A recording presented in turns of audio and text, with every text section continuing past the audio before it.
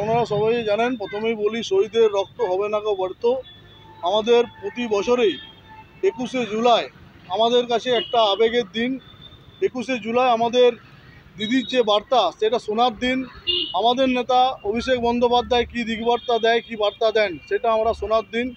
আমরা এই 21শে জুলাই তাৎপর্যটা এবছরে একটু আলাদা, কারণ 2024-এর যে লোকসভা নির্বাচন, আমাদের সারা রাজ্য জুড়ে যেভাবে মা মাটি মানুষ আমাদেরকে আশীর্বাদ করেছেন এবং আমাদের বাঁকুড়া লোকসভা সিটও আমরা পুনরুদ্ধার করেছি। আমরা এই বিজয় উৎসবটা আমরা 21শে জুলাই আমাদের শহীদের উদ্দেশ্যে আমরা ধর্মতলায় আমরা দলে দলে যোগ দেবো, সেখানে আমরা বিজয় উৎসব পালন করব।